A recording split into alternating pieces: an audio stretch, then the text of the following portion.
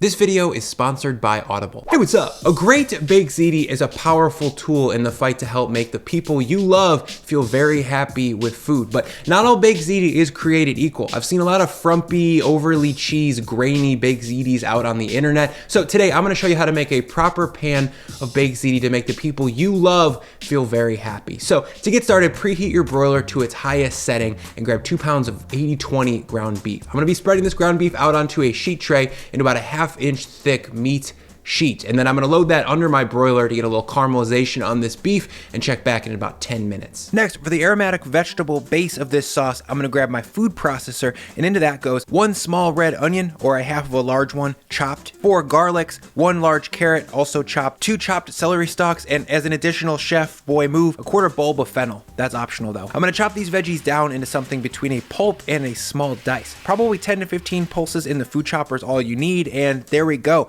Broken down pretty far, but it's not mush. Next, I'm gonna preheat my 6.5 quart Dutch oven over medium-high heat, and once it's hot, I'm gonna glug in about a 1/4 cup of olive oil and then flip in my veggies. Behind that comes a big pinch of salt to help these veggies sweat out, and then I'm gonna stir everything up to combine and cook this for about 5 to 6 more minutes. Once that moisture is all cooked off and the pot is starting to glaze up with this brown fondy stuff, I'm gonna add in 70 grams of tomato paste, stir that in and fry it off for a few minutes. Raw tomato paste doesn't taste very good. And then I'm gonna deglaze the whole thing with about 100 grams of dry white wine. If you have any particular brown sticky spots, I suggest using the wood handle of this rubber spatula. Flip it over, scrape those up. Next goes in 1 28-ounce can of nice crushed tomatoes, 400 grams of chicken or beef stock, and 100 grams of whole milk. Now, a stir up to combine, reduce the heat to medium-low, and bring that back to a simmer. Back to the beef. It's been 10 minutes and now it's ready to come out of the oven. It's been broiled really hard and it's super well caramelized. If we had done this on the stove, it definitely would have taken a lot more time and a lot more attention. Now, we're gonna transfer this beef over to a cutting board and give it a chop to break it all down. We're not looking for anything fancy here. We're just trying to run the knife through 4 to 5 times until it looks kind of like dog food.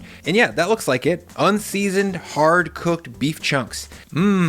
Dry. Okay, I'm gonna move this beef over into that simmering tomato sauce, and now the pot's gonna go into a 350-degree oven to cook for 2 hours while we talk about an essential element of this famous baked ziti, the ricotta. I've opted to show you guys how to make your own ricotta here because the difference between grainy, wet stuff that's available at the grocery store and real deal whole milk ricotta is very, very large. It's similar to homemade bread versus supermarket stuff in that it's not even the same food when you look at them side by side. So to make this, I've got a 2-quart pot here, and into that I'm gonna measure a half gallon of whole milk. Oh.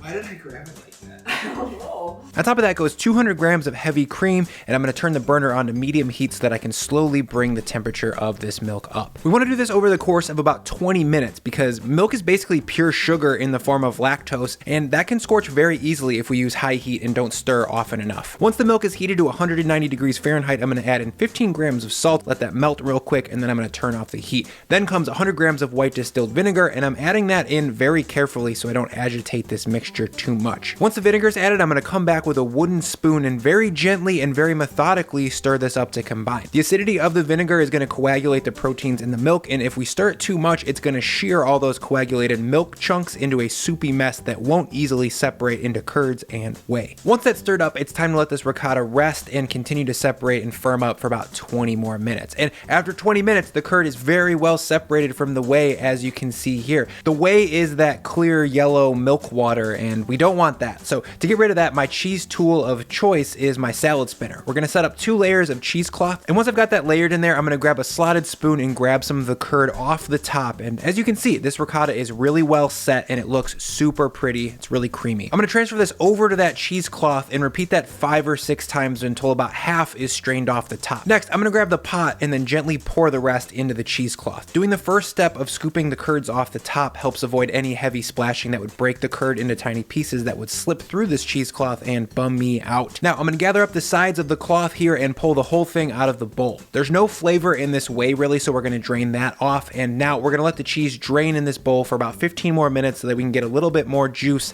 out of that curd. In the meantime, it's been about 1 hour, so we're about halfway through cooking this meat sauce in the oven, so I'm gonna give it a little stir. It's starting to get a little bit reduced in there, it's a little bit caramelized on top, and I just really love this method of cooking meat sauce. It saves me so much attention. I don't really need to babysit the sauce all day, and it cooks cooks the sauce faster. I'm gonna throw this back into the oven now, and let's check back on the cheese. After about 15 to 20 minutes of draining, the ricotta is ready to rip. It's everything you want in a fresh cheese, you guys. It's milky and sweet. It's got a little hint of mellow acidity from the vinegar, and it's got a really nice salinity from the salt we added. I highly recommend you treat yourself to fresh Rico at least once in your life. Now, I'm gonna transfer this ricotta to a container to let it chill in the fridge until we're ready to finish the ZITI. After about 2 hours, this meat sauce is ready to come out. The ground meat has been cooked enough to actually be broken down and tender, which I love. I'm always so bummed out when meat sauce has tough nuggets of meat in it that are fully cooked, but also not cooked long enough so that fat doesn't melt and then you're chewing on a weird piece of beef gum. Totally gross. Now, to finish this sauce, I'm gonna add in 20 grams of sugar, 8 to 10 grams of salt, it's up to you, and 20 grams of nice sweet balsamic vinegar. I'm gonna stir that up and give it a taste. Oh yeah. Next, I'm gonna throw in a pot of about 4 quarts of water for the pasta. Next to that goes a small saucepan to make something pretty untraditional for a ZITI, bechamel sauce. To make that into the little pot, we're gonna measure 50 grams of butter, let that get melted. Then I'm gonna whisk in 25 grams of all-purpose flour. And once that's looking bubbly and just starting to fry up a bit, we've got a roux. Now I'm gonna splash in my milk. Once that first bit of milk is whisked in and it's starting to get thick, I'm gonna add a splash more, whisk that in, and then finally all of the milk goes in for 225 grams of whole milk total. Once that's whisked up to the point of no clumps, we're gonna simmer for about 1 minute to cook off any raw flour flavor and to thicken this thing up. When it runs off the whisk kind of saucy like this, you've got a finished bechamel. This goes off the heat, and now we're gonna boil our pasta. In goes a strong pinch of salt, then the ZITI, and I'm only cooking about 80% of this box because of the vessel that we're gonna be making this in a minute, but I will get to that. We're only trying to cook this pasta about 75% of the way there. It's gonna finish cooking in the oven when we do the baked part of this baked ZITI, so we only need about 7 minutes in the water. At that point, I'm gonna give it a taste. It should still be quite al dente, and yeah, that's good. Now, we're gonna reserve 200 grams of this cooking liquid real quick. Then I'm gonna drain the water off this pasta, but keep the noodles in the pot. On top of that pasta goes 600 grams of the finished meat sauce, 200 grams of pasta water, then all of the bechamel we've made. That's about 200 grams or so. And this is controversial. Most of the recipes online just throw tons of ricotta right into the pasta, but we all know that leads to grainy, wet, not delicious ZITI. We're gonna be using the ricotta we made to play a starring role later on front and center. It's gonna be on top of the finished dish. It's gonna be very pro. Next goes in 75 grams of grated part skim mozzarella, then 50 grams of grated Parmesan. Now everything's gonna get stirred up to combine, and once it's combined, we're gonna flip this over into our special vessel. I've got an 8x8 brownie pan here. I chose this because most people have them, and most importantly, it's gonna give us maximum browned edges on the finished ZITI. Now I'm gonna move the ZITI over into this brownie pan, and no need to grease this because there's probably about 2,000 calories of fat in this dish so far. And once this is all in the pan, now we're gonna finish this with one more chef boy move. We're gonna be getting these noodles facing the same direction. To do that, I've got a chopstick here, but anything thin and pointy will help organize these noodles in the same direction. And if you're thinking, this is insane, you're probably right. I am insane.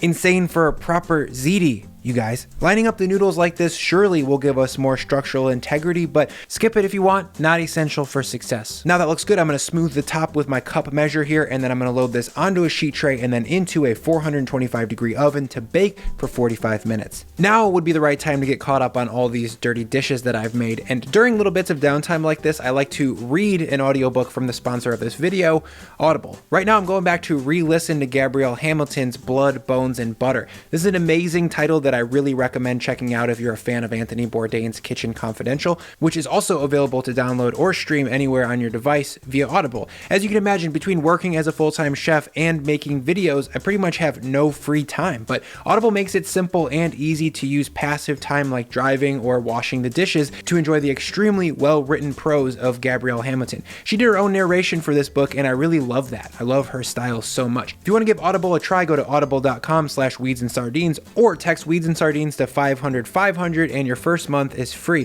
And whether you want to learn something new or go for a well-deserved diversion, Audible has you covered. Again, audible.com/Weeds and Sardines or text Weeds and Sardines to 500.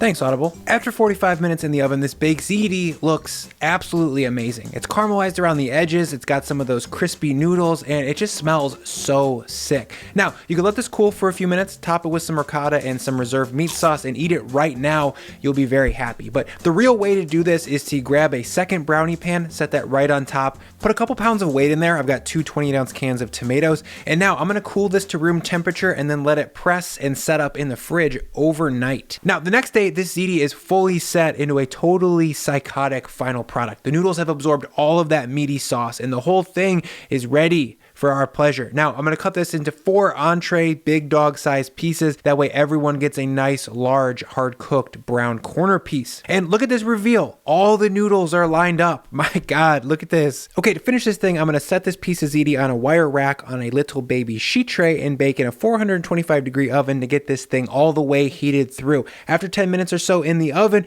we're hot, and now we're gonna finish this like chicken parm. I'm gonna top this ziti with a combo of shredded mozzarella, chopped fresh mozzarella, and grated Parmesan. It's about equal parts of all three. There's about a half cup of cheese on top, and then under the broiler, it's gonna go. We're gonna char this for about 20 seconds, rotate the ziti, and then char for about another 20 seconds. And after that, we've got a hot, toasty, cheesy baked ziti fit for anyone, whether you're going through a hard time and you need to be comforted, or it's Saturday night and you just want to have some fun. Baked ziti is a perfect meal. The finishing touches here are some additional meat sauce. Make sure you get about a half cup of that, a huge dollop of that fresh, milky, sweet ricotta, and I'm looking at some crunchy, toasty, caramelized pasta corners here. I am so stoked. Let's eat this thing.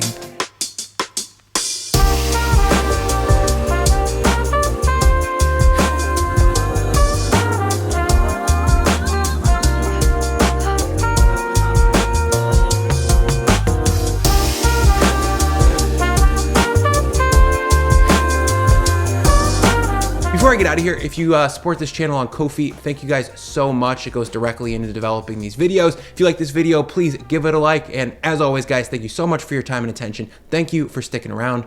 We'll see you next time.